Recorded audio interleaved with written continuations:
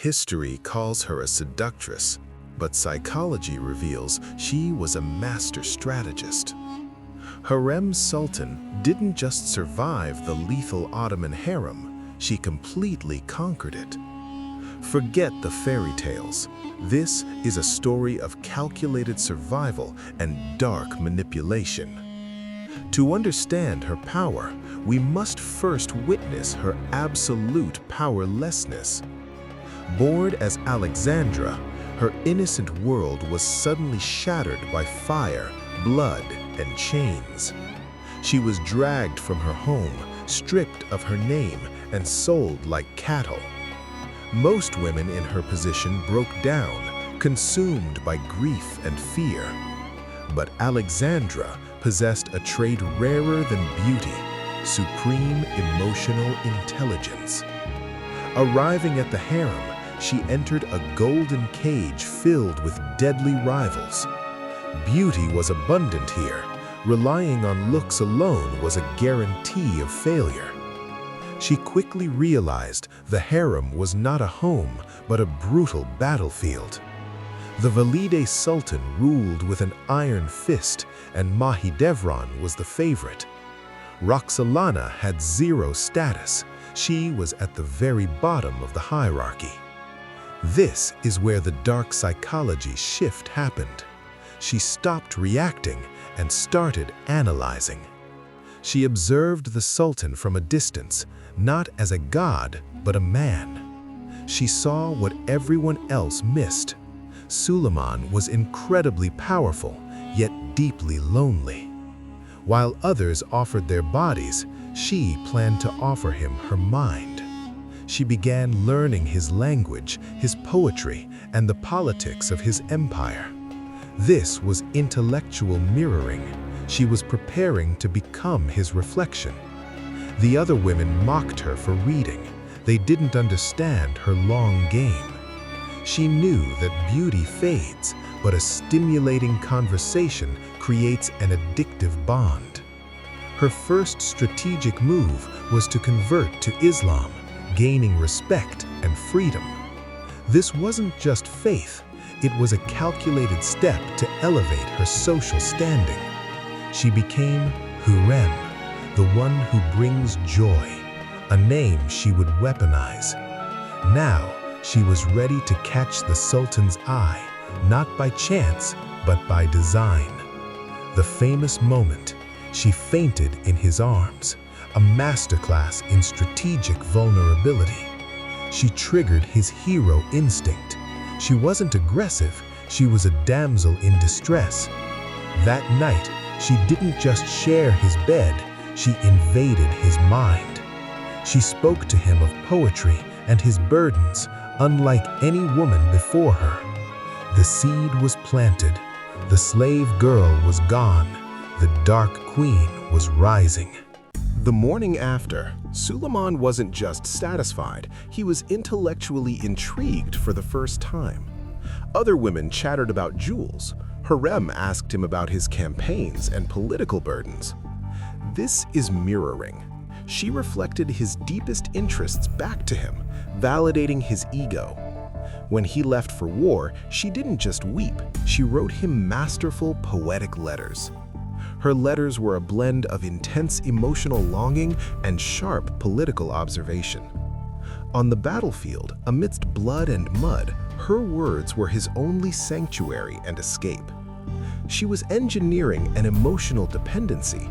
He started needing her insights to function correctly. Mahidevran, the former favorite, watched this rapid rise with growing panic and pure hatred.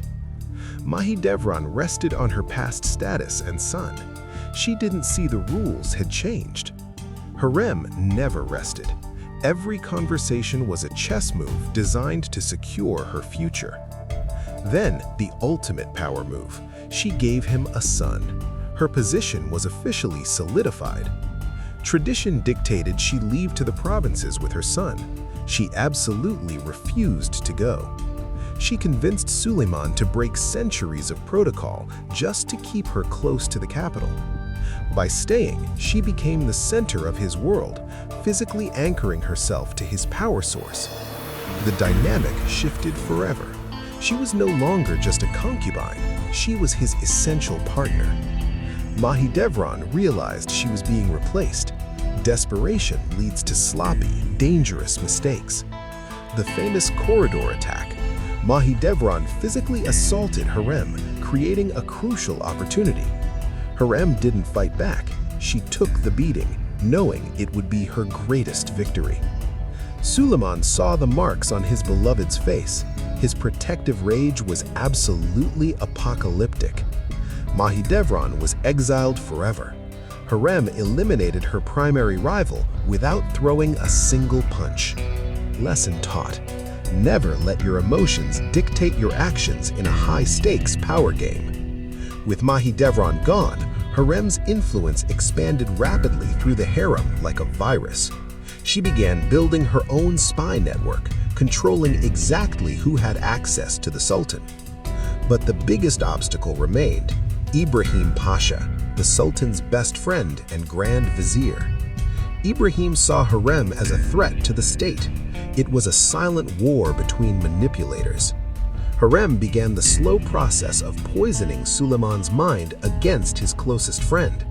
She subtly highlighted Ibrahim's growing arrogance, making Suleiman question who was truly in charge. This wasn't a quick kill. It was a years-long campaign of psychological erosion. She used soft power, influence through attraction and persuasion rather than brute coercion. By now, she held the Sultan's heart firmly. Next, she would demand his absolute soul. Ibrahim Pasha made a fatal error. He began to believe he was the Sultan. He called himself the Lion Tamer, implying he controlled Suleiman, the lion. Hurrem ensured these arrogant words reached Suleiman's ears at the perfect moment. Suleiman's love for his friend turned into paranoid suspicion. The seed had bloomed. The execution was silent, a dinner with friends that ended in a strangulation. Hurrem was nowhere near the scene. Her hands were clean, but her fingerprint was everywhere. With Ibrahim dead, the second most powerful seat in the empire was empty. Now she launched her most audacious plan, the legal marriage, a historical impossibility. Sultans did not marry concubines. It was forbidden. It broke the Ottoman power structure. She used the power of withdrawal. She refused intimacy until she was freed. She claimed religious piety prevented her from sinning as a slave, a brilliant bluff. Suleiman, obsessed and addicted to her, had no choice but to liberate her. The wedding was a shock to the world. The slave girl was now queen. This wasn't romance, it was the ultimate security clearance. She could never be sold. But she knew that presence creates comfort, while absence creates burning desire. When Suleiman went on long campaigns, she didn't cling, she let him go. This is the vacuum effect. Her absence created a void only she could fill. She sent him perfumes and clothes imbued with her scent to haunt him.